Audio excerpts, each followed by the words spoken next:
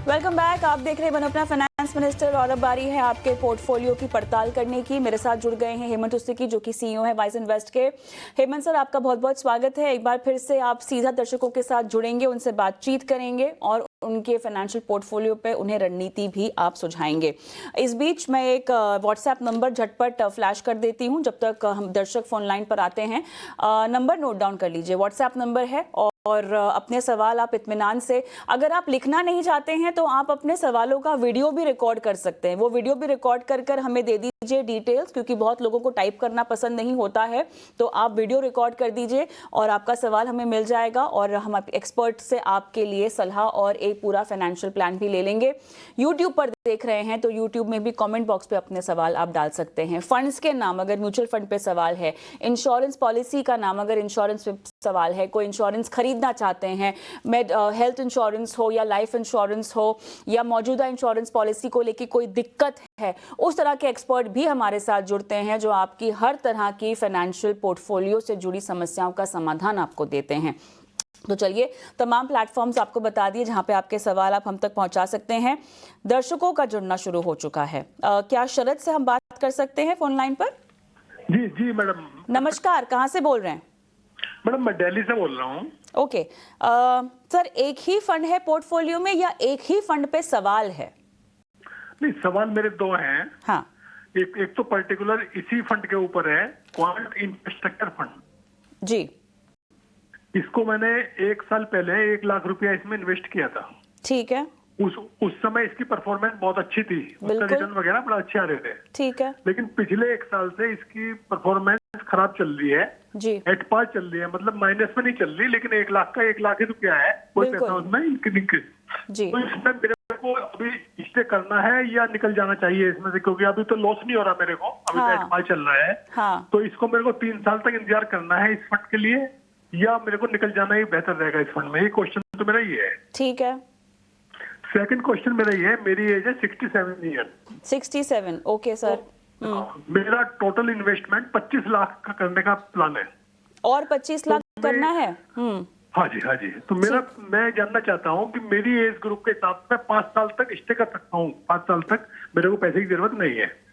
तो मुझे किस म्यूचुअल फंड में, किस कैपिटल में, लार्ज कैप में, मिड कैप में, स्मॉल कैप में, या फिर फ्लेक्सी कैप में, किस रेशो में मुझे इन्वेस्ट करना चाहिए? ठीक है। किस रेशो में कितना इन्वेस्ट करना चाहिए?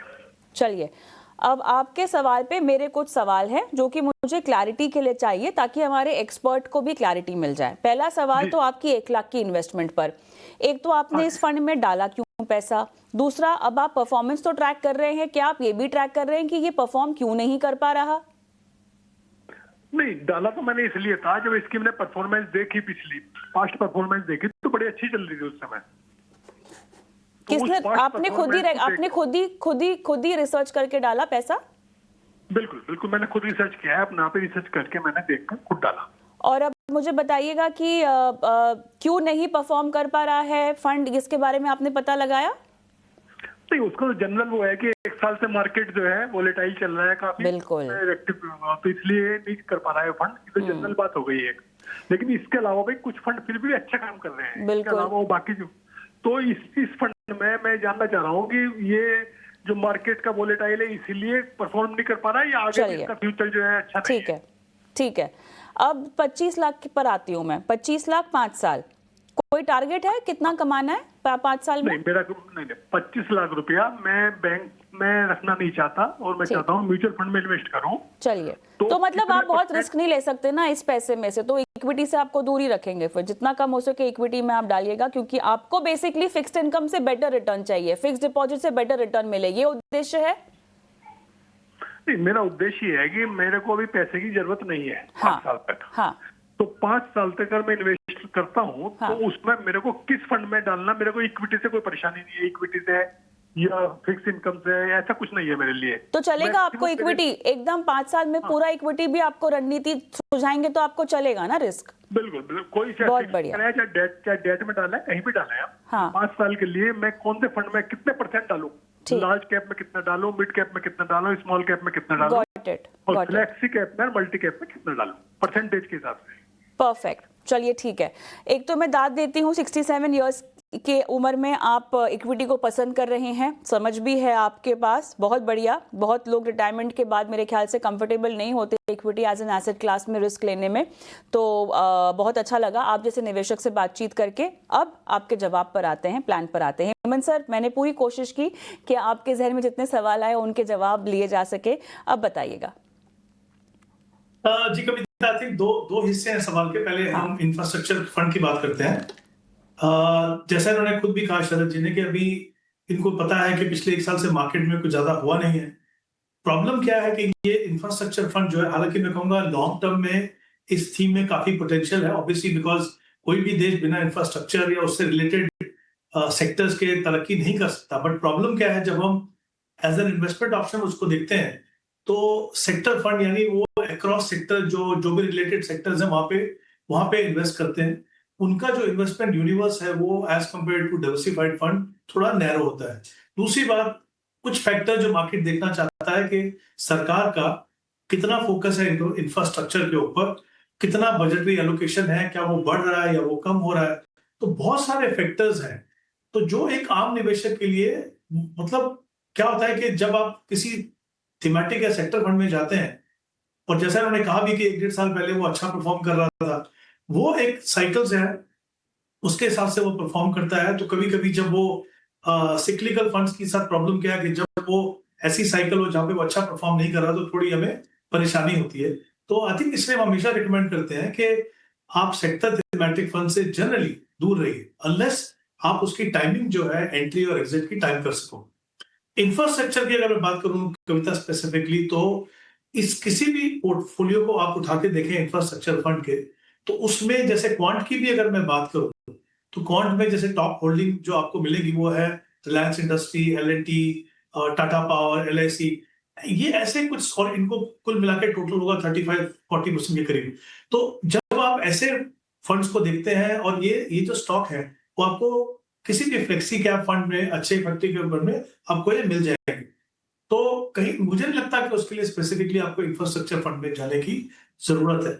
मेरे हिसाब से, क्योंकि हमें बाकी पोर्टफोलियो का नहीं पता, हम सिर्फ इंफ्रास्ट्रक्चर की फंड की बात कर रहे हैं, तो मेरे हिसाब से आप किसी फ्लेक्सी कैप फंड को ले लीजिए, चाहे वो HDFC फ्लेक्सी कैप हो या पारंपरिक फ्लेक्सी कैप, दोनों में से एक फ्लेक्सी कैप ले लीजिए। क्योंकि उसमें क्या होगा कि उनके पास एक इन टर्म्स ऑफ यूनिवर्स, वो काफी बड़ा यूनिवर्स होता है। तो अब उनके पास अपॉर्चुनिटी, जैसा उन्होंने कहा भी कि पिछले 1 साल में ऐसे कुछ फंड्स हैं, जैसे large and mid cap category में आप देखें तो उन्होंने अच्छा परफॉर्म किया है, क्योंकि वहां पे अपॉर्चुनिटी आपको मिलती है, आप मिड कैप में से डाल सकते हो। तो या तो आप फ्लेक्सी कैप फंड ले लीजिए या फिर कोई large and mid cap fund ले लीजिए, तो मुझे लगता है वो इनके लिए बेहतर रहेगा। दूसरा, अब इन्होंने कहा कि 25 लाख इनको इन्वेस्ट कर रहा है, और जैसा कविता आपने कहा, उनको 2 ऑप्शन दे देते हैं। अगर इनको ऐसी ऑप्शन चाहिए कि उनको FD से बेहतर रिटर्न मिले, ऑब्वियसली उसके जब बेहतर रिटर्न मिलेगी तो अटेंडेंट रिस्क भी होंगे, तो लेकिन बहुत ज्यादा रिस्क नहीं होंगे। हम ऐसी ऑप्शन को देखते हैं जहां पे मार्केट लेवल्स के हिसाब से, वैल्यूएशन के हिसाब से इक्विटी का एक्सपोजर कम या ज्यादा होता है, जिसको हम डायनेमिक एसेट एलोकेशन या बैलेंस एडवांटेज फंड कहते हैं। वो एक अच्छी कैटेगरी हो सकती है। तो पहले मैं उसकी बात करता हूं। तो वहां पे कुछ बहुत ही अच्छे फंड्स हैं, जैसे ICICI Pru balance advantage, HDFC balance advantage, Kotak balance advantage. अगर हम प्योर इक्विटी की बात करें तो 5 साल का समय है, समय 5 साल का है, बट उतना लंबा भी नहीं है कि आप बहुत ज्यादा एग्रेसिव कैटेगरीज में जाएं। तो मैंने कुछ 2 फंड इनको बताया फ्लेक्सी कैप में, वो देख सकते हो। लार्ज एंड मिड कैप में अगर देखें तो Invesco large and mid cap या फिर Motilal Oswal large and mid cap. ये 4 फंड में से कोई भी आप 2 या 3 फंड ले लीजिए। मेरे हिसाब से वो एक बेहतर ऑप्शन होगी अगर आपको प्योर इक्विटी फंड में जाना है। अदरवाइज थोड़ा सा और एग्रेशन अगर आपको हाइब्रिड में चाहिए तो आप कोई एग्रेसिव इक्विटी हाइब्रिड फंड, उसमें भी आप देखेंगे ICICI Pru equity and debt एक बहुत ही अच्छा फंड है। तो या तो आप मिक्स ले सकते हैं, बैलेंस एडवांटेज और एग्रेसिव हाइब्रिड का। अगर प्योर इक्विटी चाहिए तो जैसे मैंने कहा, वेल डाइवर्सिफाइड कैटेगरीज पे ध्यान दीजिए, एग्रेसिव फंड से आप थोड़ा दूर हैं। चलिए आगे बढ़ते हैं। और शरद, आप फोन लाइन पर हैं मेरे साथ, कोई सवाल पूछना चाहते हैं हेमंत जी को? हाँ मैडम, क्वांट का मेरा क्वेश्चन का आंसर नहीं मिला कि मेरे को एग्जिट कर जाना चाहिए या मैं इसमें स्टे करूं 3 साल तक। हेमंत सर, नहीं, मैंने कहा, शुरुआत में कहा मैंने कि infrastructure fund as it is portfolio में रख के बहुत ज्यादा वैल्यू ऐड नहीं करता है। तो इसलिए मैंने कहा था कि वहां से निकल के अगर आप किसी फ्लेक्सी कैप फंड में चले जाएं या लार्ज एंड मिड कैप में चले जाएं। मैंने कुछ फंड के नाम भी बताया। पराग पारिक फ्लेक्सी कैप आपको रेकमेंड किया जा रहा है, तो उसमें से फिलहाल आपको निकलने की सलाह और बाकी का निवेश जो है आप कर सकते हैं। आलोक मिश्रा मेरे साथ फोन लाइन पे जुड़े हुए हैं शायद। आलोक जी नमस्कार, गुड इवनिंग। जी नमस्कार मैडम, अशोक मिश्रा बोल रहा हूँ। जी मैडम मैंने मेरा इसमें जो मेरे फंड है उसके बारे में जानना था कि फंड ठीक है नहीं है, और कौन से फंड में रहना चाहिए, कौन से फंड से निकल, क्योंकि मेरे 9 फंड हैं टोटल। जी, फंड्स के नाम मेरे पास है सर। टारगेट आपने 3 करोड़ दिया है, 15 साल तक आप उसमें रुकना चाहते हैं और निवेश बढ़ाएंगे, 10% स्टेप अप करेंगे। सवाल क्लियर है? जी यही है ना? जी क्लियर, बढ़िया जी, ठीक है। हेमंत सर। जी कविता देखिए, 26,000 की SIP है इनके पास, 3 करोड़ का टारगेट है। जैसा उन्होंने बताया कि 9 फंड्स हैं इनके पास, तो मुझे लगता है डेफिनेटली कंसोलिडेशन की थोड़ी जरूरत है इसके पास। 15 साल का समय, अच्छी बात यह कि समय है इनके पास। तो मेरे हिसाब से इन्होंने जैसा कहा कि 10% की स्टेप अप कर सकते हैं अगर वो अपनी करंट इन्वेस्टमेंट को कंटिन्यू करते हैं 15 साल तक, और हर साल अपनी इन्वेस्टमेंट को 10% से बढ़ाते हैं, तो करीब करीब 2.25 करोड़ का कॉर्पस बनेगा उनको। इनका जो टारगेट है वो 3 करोड़ का है, तो जैसे कि आप देख सकते हैं गैप है वहां पे। उसको पूरा करने के लिए उनको अपनी जो SIP का जो रकम है उसको 14 या 15% से बढ़ानी होगी। ऑब्वियसली ये एक अच्छा तरीका है अगर आपको बड़े से बड़ा टारगेट भी अचीव करना है, लेकिन ये थोड़ा चैलेंजिंग भी है, क्योंकि यहाँ पे आपको बहुत डिसिप्लिन की जरूरत होगी कि आपकी जैसे जैसे इनकम बढ़ेगी उसका एक सिग्निफिकेंट अमाउंट जो है वो आप अपनी इन्वेस्टमेंट में बढ़ाएंगे, तब जाके अपने टारगेट तक पहुंच पाएंगे। तो वो बिल्कुल मुमकिन है अगर आप अपनी SIP को 14 से 15% बढ़ाएं। जैसा मैंने शुरुआत में कहा कि थोड़ी कंसोलिडेशन की जरूरत है, तो हम एग्जिस्टिंग फंड को ही रिटेन करेंगे, कम करेंगे थोड़े फंड, और इनके जो अमाउंट है थोड़ा चेंज करेंगे। तो जैसे निपॉन इंडिया मल्टी कैप में आप 6,000 इन्वेस्ट कीजिए, पराग पारिक फ्लेक्सी कैप में 5,000, SBI कॉन्ट्रा 4,000, और बंधन स्मॉल कैप में 3,000, मोतीलाल ओसवाल मिड कैप में 4,000, और ICICI लार्ज कैप में 4,000। तो हमने कुल मिला के 6 फंड्स रखे, हमने 3 फंड्स को कम किया। जो एग्जिस्टिंग फंड्स थे वो इसलिए क्योंकि वो बहुत अच्छे फंड्स हैं और अच्छी कैटेगरीज के हैं, और ऐसी कैटेगरीज के हैं जो किसी भी लॉन्ग टर्म निवेशक के लिए इनका जो समय है 15 साल का है, वो उनके पोर्टफोलियो में होना चाहिए। तो ओवरऑल इन्होंने फंड सिलेक्शन जो सिग्निफिकेंट पार्ट था वो अच्छी की थी। तो मेरे हिसाब से 3 फंड कम कीजिए, इस तरह से अपने पोर्टफोलियो को थोड़ा रीएलोकेट कीजिए, और 14 से 15% की अगर आप SIP अमाउंट को स्टेप अप करें तो डेफिनेटली अपने टारगेट को पूरा कर पाएंगे। सवाल पूछना है? 3 फंड से निकलने की सजेशन करेंगे, मेरा asset large and mid cap and quant small cap, और ICICI potential technology fund. Sir ये सब जवाब आपको दे दिया गया है, कोई और नया सवाल पूछना चाहते हैं? क्योंकि अगर आप जवाब आप चाहते हैं फंड्स के नाम पे क्लैरिटी, तो ये शो YouTube पर भी जाएगा, वहां पे आप देख सकते हैं। फंड रखना है तो उसी में मतलब इन्वेस्टर है, कोई और ऐड करें स्मॉल कैप? नहीं, फिलहाल जितना बदलाव बताया है उसी में आपको बने रहना है। चलिए, all the best. Mehtab Alam phone line पर है हमारे साथ। जी जी नमस्कार, कहाँ से बोल रहे हैं आप? पटना बिहार से। ओके सर, आपके फंड्स के नाम मेरे पास हैं, और 10,000 10 साल के लिए इन्वेस्टेड रहना चाहते हैं। रिटायरमेंट के लिए आपने अपने लिए फंड्स का चुनाव किया है। कितना कॉर्पस इकट्ठा करना है सर? वैसा कोई टारगेट नहीं है, बस पेंशन के लिए कुछ कॉर्पस हो जाए। पेंशन आपको मिलेगी? जमा हो जाएगा तो फिर किसी हाइब्रिड में करके। तो कितना पेंशन चाहिए फिर? मतलब हर महीने का खर्चा कितना है? हर महीने कम से कम 1 लाख रुपए। कम से कम 1 लाख आपको इस पोर्टफोलियो में से चाहिए होगा 10 साल के बाद या 11 साल के बाद? 10 साल प्लस, मतलब अभी पैसे की जरूरत नहीं। हाँ, तो 10 साल के बाद से आप ये पेंशन 1 लाख रुपए चाहते हैं। चलिए ठीक है। जी जी। हेमंत सर, फंड्स कैसे हैं? कविता, 2 इंपॉर्टेंट चीजें हैं। एक तो इनके पास 10,000 की इन्वेस्टमेंट है, 9 फंड्स हैं इनके पास। ऑब्वियसली बहुत ज्यादा फंड है, पोर्टफोलियो को कंसोलिडेट करने की जरूरत है। इनका जो टाइम होराइजन है उनका 1 साल से इन्वेस्ट करें और शायद 10 साल और कर सकते हैं। तो मैं कुल मिला के 11 साल का समय लेके चल रहा हूँ। 5% का स्टेप अप इन्होंने कहा है। अगर मैं ये सब चीजें कंसिडर भी करता हूँ, 12% का एनुअल रिटर्न मान के चलो, तो करीब करीब 33 to 35 लाख का कॉर्पस बनेगा, राइट। मैं कंसोलिडेशन पे आता हूँ बाद में। इन्होंने कहा कि बाद में उसको इसी पोर्टफोलियो से 1 लाख रुपए की जरूरत है।